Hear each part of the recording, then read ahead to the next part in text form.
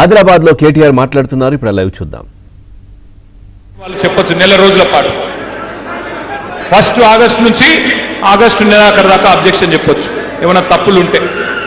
తర్వాత 1 నెల రోజులు అధికారులు మొత్తం జల్లెడబట్టి మీరిచ్చిన అభ్యంతరాలను పరిష్కారం చేయాలి.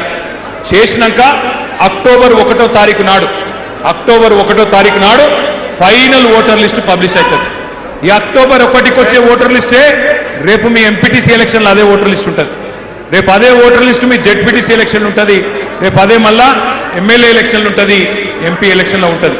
అందుకే ఈ మొత్తం ప్రాసెస్, ఈ మొత్తం ప్రక్రియ చాలా ముఖ్యం. నెక్స్ట్ ఇలా ముఖ్యమైన పాయింట్ ఏంటంటే మన బూత్ లెవెల్ ఏజెంట్లు చేయాల్సింది ఒకటే ఒకటి. మీరు మీ బూత్ లెవెల్ అధికారులతోని మీరు జాగ్రత్తగా ఇల్లుకు పోవాలి. మొత్తం ఒక బూత్లో 1000 ఓట్లు ఉంటాయి.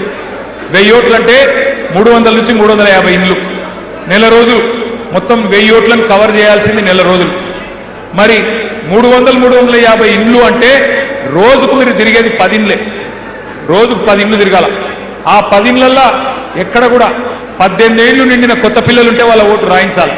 ఎవరైనా చచ్చిపోయిన వాళ్ళు ఉంటే ఓటు తీసేయించాలి. అట్లాగే ఏమైనా మ్యాపింగ్ జరగకపోతే, పిల్లలు పుట్టి కోడళ్ళు వచ్చి అట్లా మ్యాపింగ్ జరగకపోతే మ్యాపింగ్ అయ్యేటట్టు చూసుకోవాలి. ఒక అనుమానం ఉంది, వెస్ట్ బెంగాల్లో కొన్ని ఓట్లు తీసేసిండ్రు అందుకే దీదీ ఓడిపోయిందని, బీహార్లో ఓట్లు తీసేసిండ్రు అందుకే అక్కడ లాలూ ప్రసాద్ పార్టీ ఓడిపోయిందని అనుమానం ఉంది. అందుకే బోత్లో మీ అందరితో నా ప్రార్థన, ఒక్క దొంగ ఓటు కూడా ఉండొద్దు. అట్లాగే ఒక్క అర్హుడైన ఏ ఒక్క ఓటు, ఎలిజిబుల్ ఓటు ఒక్కటి కూడా పోవద్దు. చూసుకునే బాధ్యత మీదే అని చెప్పి నేను విజ్ఞప్తి చేస్తున్నా. నెక్స్ట్ ఇక్కడ మన ఉద్దేశం ఒక్కటే, మీరు ఎక్కువ కన్ఫ్యూజ్ అయ్యేది ఏం లేదు. ఆఫీసర్లతో పోవాలి, ఇంటింటికి పోవాలి, అన్ని పత్రాలు చక్కగా ఉన్నాయో లేవో చూసుకోవాలి, ఓటు హక్కు వచ్చినట్టు చూసుకోవాలి. ఇవన్నీ ఇప్పుడు నేను చెప్పేటన్నీ మీ బుక్లో ఉన్నాయి. నెక్స్ట్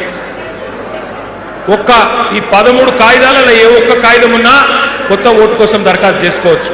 క్యాస్ట్ సర్టిఫికేట్ కానీ, బర్త్ సర్టిఫికేట్ కానీ, లేదా మీకేమైనా పోడు పట్టాలు ఇచ్చింటే పోడు పట్టాలది కానీ, ఇట్లా ఏదైనా సరే 13 డాక్యుమెంట్లల్లో ఏ ఒక్కటి ఉన్నా మీరు బ్రహ్మాండంగా కొత్త ఓటు కోసం దరఖాస్తు చేసుకోవచ్చు. నెక్స్ట్ ఇక్కడ ఒక ఇంపార్టెంట్, ఇది ఒకటి చూసుకోండి. కొన్ని డబల్ ఓట్లు ఉంటాయి. నేను అనిల్ అన్నకి ఇస్తా లిస్టు మొత్తం.